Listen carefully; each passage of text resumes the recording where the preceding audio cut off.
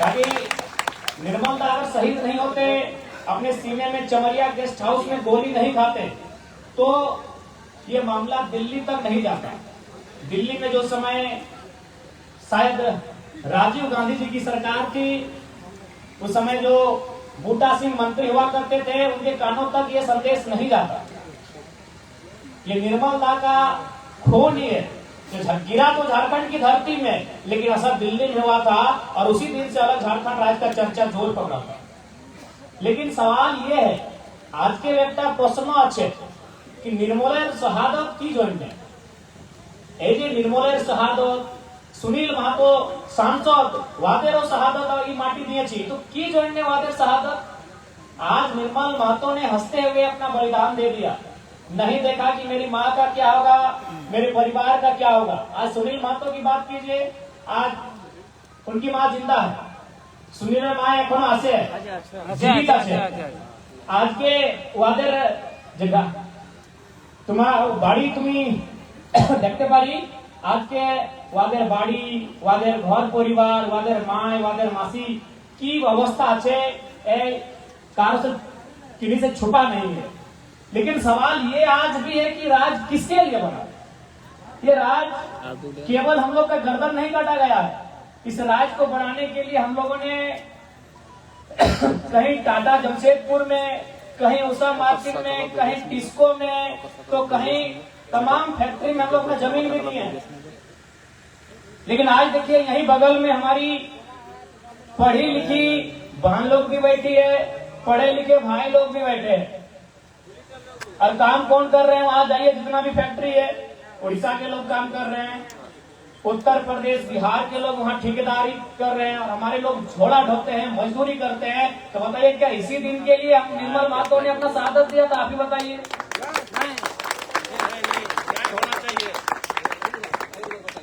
आज यदि आज हम लोग यहाँ बैठ के अपने आने वाले भविष्य के बारे में नहीं सोचेंगे, मायरा मासीरा काकीरा दीदीरा, यदि आज के हमरा निजेर भविष्य चिंतन मंथन करवार दरकार आछे, यदि আমরা নাই করতে পারি, তো আজকে যে মতন জমশেদপুর, মানগো, সাকচি, সোনারি, উলিয়ান, আমাদের বাপ দাদার বাড়ি ছিল, এখানে ছিল না? তোমাদের আপুস কুটুমের হিতের বাড়ি ছিল, চাষ ছিল, ওই জমি জায়গাগুলো তোমাদের ছিল, কিন্তু আজকে তোমাদের একটা নাই। ना वो मॉल आपका है, ना वो कपड़े की दुकान आपकी है, ना वो गाड़ी का शोरूम आपका है, कोई दुकान है वो आपका नहीं है। जबकि आज से 50 साल पहले, 60 साल पहले वो सोनारी, वो साक्षी, वो मानगो, वो कदमा, वो उलियान, वो आदितपुर, वो गमरिया आपके बाप दादा का था। जैसे आज खेतों में पानी है, जैसे आज खेतों में फसल है, वो आपके बाप दादा का खेत था, लेकिन आज एक भी नहीं बचा है। अगर आज हम लोग नहीं चिंता करेंगे, अगर आज हम लोग नहीं सोचेंगे, तो देखिए यहीं से फैक्ट्री का धुआं वहां दिख रहा है, कल आपकी जमीन में होगा कि नहीं होगा? आज वे लोग चले गए छोड़ के, आज जमशेदपुर से छोड़ के हमारे बाप दादा चले गए, सोनारी से चले गए, साक्षी से चले गए, मानगो से चले गए, कल आपको ईटागढ़ से भी जाना होगा। इसीलिए आज आपको चिंता करना होगा, आपको हर एक घर से निर्मल तैयार करना होगा जो आपके हक अधिकार की लड़ाई को लड़ सके। आप बताइए कि हम कोई गलत कहानी बता रहे हैं? ना, हम ऐसा तो हम कोई गलत बात तो नहीं कर रहे हैं। आप सोच के देखिए, यही 40-50 साल पहले जहाँ से आज धुआं निकल रहा है, वहाँ आपके बाप दादा खेती करते थे, घास निकालते थे खेतों से। आज जहाँ से कंपनी का धुआं फैक्ट्री से निकल रहा है ना, वहाँ आपकी 2-3 पीढ़ी पहले घास निकालते थे खेतों से, वहाँ मांस खखड़ा करते थे आपके दादा परदादा। लेकिन आज देखिए आप कहाँ हैं? आज पढ़े लिखे, ऐसा नहीं आप पढ़े लिखे नहीं है, सब पढ़े लिखे बहन लोग है, भाई लोग हैं, सब 18 साल, 20 साल, 21 साल, 22 साल, 24 साल के हैं। और आप जाके देखिए नर्स बनने कौन आती है? उड़ीसा की लड़की लोग आती है। ठेकेदार बनने कौन आता है?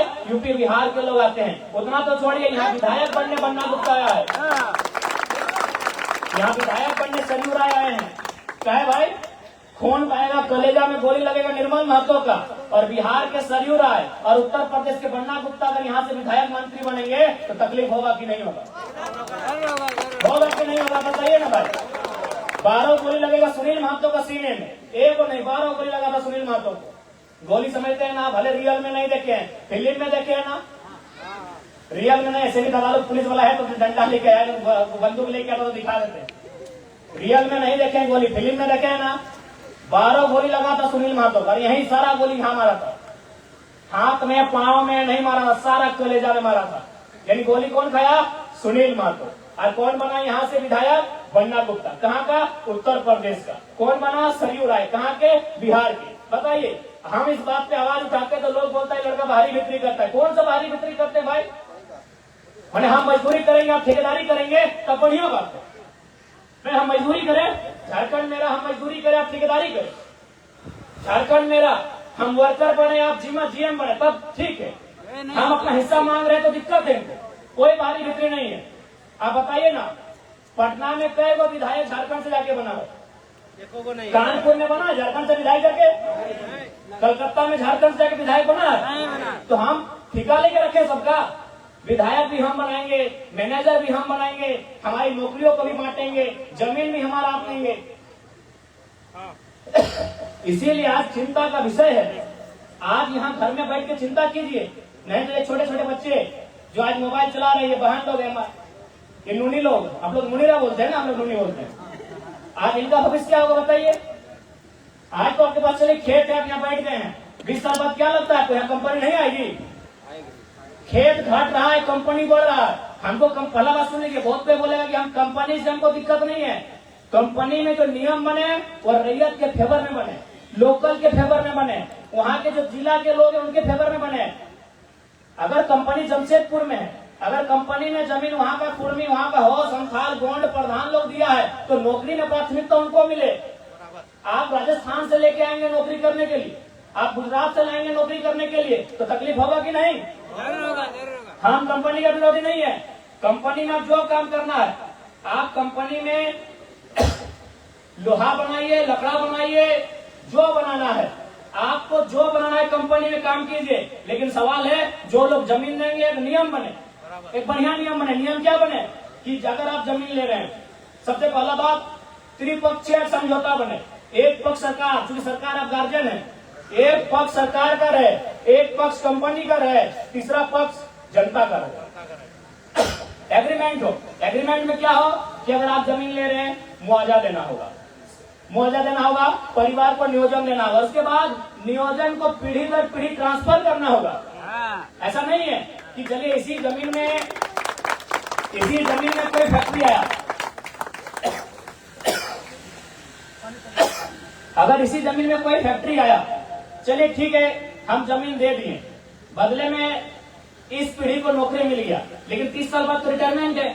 लेकिन यही जमीन अगर मेरा पास रहेगा तो 30 साल नहीं, 3000 साल के बाद भी हम खेती करेंगे, करेंगे कि नहीं? तो इसीलिए ये भी एग्रीमेंट होना चाहिए कि पीढ़ी दर पीढ़ी नौकरी ट्रांसफर हो। जब तक टाटा खड़ा रहेगा तब तक जो जमीन दी है उनके परिवार के पास नौकरी रहेगा,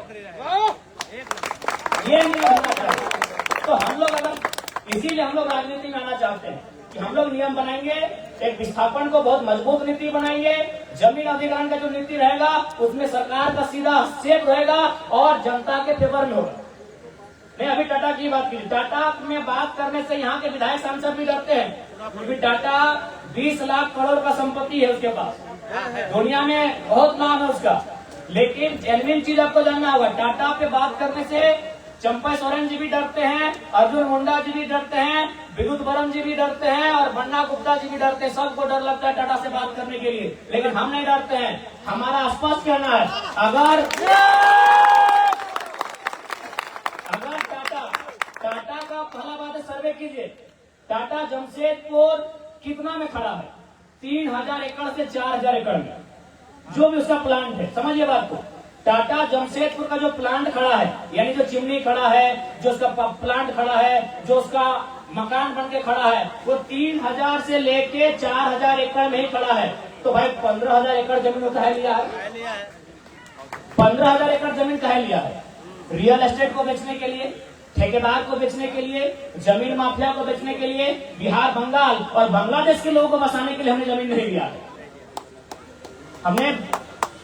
हमने आपको जमीन दिया है उद्योग बसाने के लिए, हमने आपको जमीन दिया है कंपनी खोलने के लिए, हमने आपको जमीन दिया है उस क्षेत्र का विकास के लिए। हमने अतिक्रमणकारी और घुसपैठ को बसाने के लिए आपको जमीन नहीं दिया है। आज देखिए हर एक जगह, केवल टटा नहीं, बोकारो में बीएसएल चले जाइए, वहां खटाल भर गया, खटाल भर गया। वह जबरदस्ती जमीन में आदमी घर बना लिया है, सड़क, बिजली, पानी। तो हम इसलिए जमीन नहीं दिए हैं।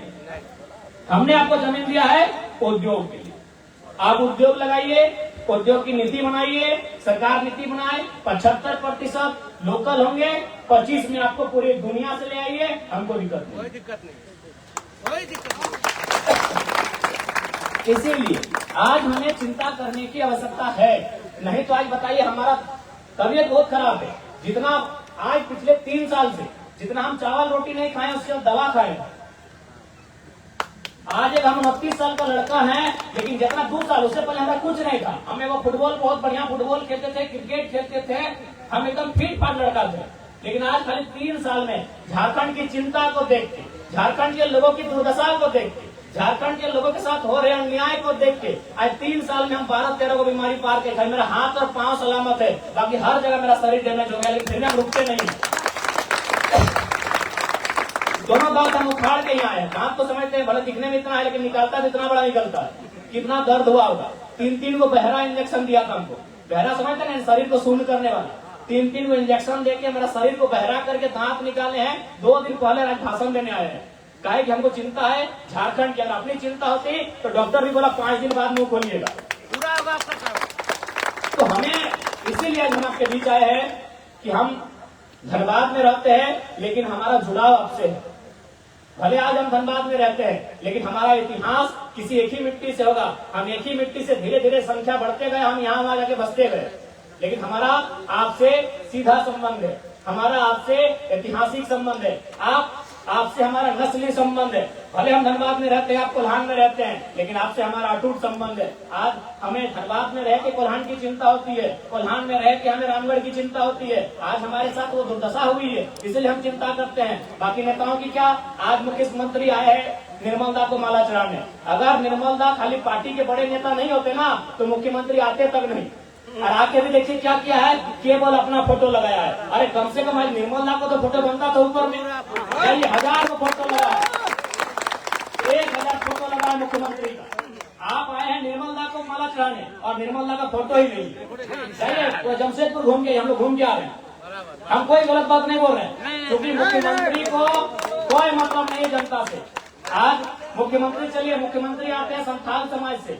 यहाँ हमारे संथाल समाज के बहुत सारे भाई और बहन बैठे हैं, उनको संथाल समाज की भी चिंता नहीं है। अगर संथाल समाज की भी चिंता होती तो संथाल परगना में बांग्लादेश से लोग आ रहे हैं और संथालियों का जमीन ले रहे हैं, संथालियों की बेटियों से ब्याह करके मुखिया, सरपंच, जिला परिषद बन रहे हैं, और मुख्यमंत्री चुपचाप तमाशा देख रहे हैं।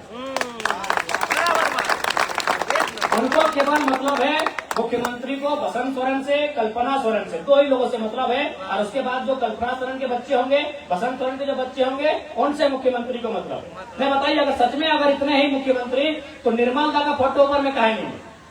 आज जैसे देवेंद्र बाबू का कार्यक्रम है, तो देखिए हम लोग का जहां भी जितना फोटो लगा है, कम से कम देवेंद्र जी का फोटो लगा है।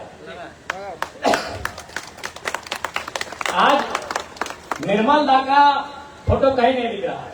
विनोद बाबू इस पार्टी के जन्मदाता है, लेकिन विनोद बाबू का फोटो कहीं नहीं है इस पार्टी में। विनोद बाबू जन्मदाता है पार्टी का, जानते हैं ना आप लोग?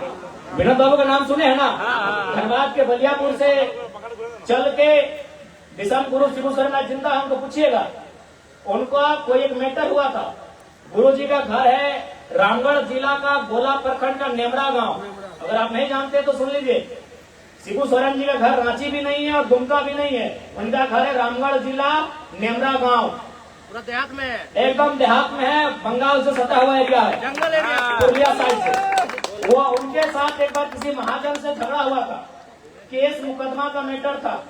उस समय विनोद बाबू बहुत नामी वकील थे, तो विनोद बाबू एक ही लाइन बोले थे, शिबू सोरेन से संदेश भिजवाए थे। उस समय मोबाइल नहीं था, संदेश पहुंचता था किसी के माध्यम से कि शिबू सोरेन, उनको अर्जुन नाम नहीं, नाम उनका भूल रहे, शिवलाल नाम हम भूल रहे हैं, उनका जो नाम चले शिवचरण मांझी। तो आदरणीय गुरु जी, उनका पूरा नाम शायद शिवचरण मांझी अथवा कुछ है। तो विनोद बाबू ने उनको संदेश भेजा कि यदि आप गोला होते हुए, कसमार होते हुए, चंदन क्यारी होते हुए अगर बलियापुर आप आ जाते हैं तो दुनिया का कोई पुलिस आपको छू नहीं सकता। ये विनोद बाबू का वचन है।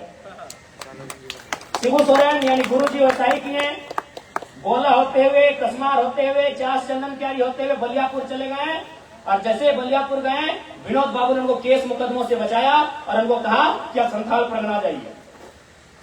नहीं तो संथाल कैसे जाते गुरुजी? उनका घर कहां था? रामगढ़। रामगढ़ यहाँ है, पुरलिया से जाइए झालदा तरफ से तो यहाँ है। संथाल कहाँ है? उधर गोड्डा पाकुड़ तरफ संथाल है। विनोद बाबू ने उनको कहा कि आप वहां जाइए, वहां आपके लोगों को आपकी जरूरत है, क्योंकि आप उनकी भाषा को समझेंगे, आप उसकी भावना को समझेंगे। आप संथाल परगना जाइए। और विनोद बाबू को संथाल परगना भेजते हैं और आज वहां से लगभग 8 बार सांसद, अभी राज्यसभा सांसद। तो ये विनोद बाबू का दिन था, लेकिन आज विनोद बाबू फोटो में कहीं नहीं है, आज कहीं नहीं विनोद बाबू। तो सोचिए, जो लोग पार्टी के संस्थापक को मिटा दिए, जो लोग निर्मल महतो को तस्वीर से मिटा दिए, जो लोग अपने समाज को धीरे धीरे मिटा रहे हैं, केवल उनको अपना परिवार से मतलब है, कैसे उनको वोट मिले, कैसे सामाजिक तोड़ समीकरण बने, इसके अलावा कोई चिंता नहीं है। अभी मुख्यमंत्री क्या लेके आए हैं? 1000 रुपए दीदी लोग के लिए ना, कहे भाई आप लोग 1000 रुपया लीजिएगा, जिसका मांग का सिंदूर हुआ है, जिसका ससुर मारा है, जिसका भैंसुर गोली खाया है, वो लोग 1000 रुपया लेगी सरकार से। और यूपी, आरा, बलिया, छपरा से जो लड़की आएगी वो 50,000 का नौकरी करेगी। यही झारखंड हम बनाए हैं, यही झारखंड हम बनाए हैं। बताइए तो कि हम यही झारखंड बनाए हैं कि हमारे घर की बहू बेटी लाइन लगेगी सुबह 5 बजे भोर, 1000 रुपये की लाइन लगाएगी। और यूपी, बिहार, बलिया से, गुजरात से आने वाली लड़कियां यहाँ 50,000 की नौकरी करेंगी। इसी दिन के लिए झारखंड हम नहीं बनाए थे, हमारे पूर्वजों ने झारखंड नहीं बनाया था। इसलिए आप स्पष्ट कहेंगे, 1000 रुपए के चक्कर मत भूलिएगा। सवाल यहाँ अधिकार का है, सवाल खेती बाड़ी की सुरक्षा का है, सवाल नौकरियों की सुरक्षा का है, सवाल भाषा संस्कृति की सुरक्षा का है। 1000 के लिए आपने सरकार नहीं बनाया है। 1000 आपको मिलने देने के लिए निर्मल ने गोली नहीं खाया है। निर्मल ने इसलिए गोली खाया है कि आपका खेत सलामत रहे, आपकी भाषा सलामत रहे, आपका गांव सलामत रहे। 1000 रुपए के लिए निर्मल ने गोली नहीं खाया है। इसलिए आज सबाई के हम এটা গল্প করতে যাই कि आज के দরকার আছে ঘর ঘরের মধ্যে একটা নির্মল চাই, নাই তো यारा দমে মজবুত মানুষ বটে, यारा करोड़पति बटे, यारा अरबपति बटे, यार संगे আমরা লড়তে না পারবি। সেই জন্য আজকে হরেক গ্রামে, হরেক গাবাড়িতে একটা নির্মল চাই। এইটা আমাদের সন্দেশ তোমাকে। আজকে নির্মলের শহাদত দিবস, আজকে আমি তোমাকে একটা সন্দেশ দিতে চাই। বাকি সবাইকে জোহার।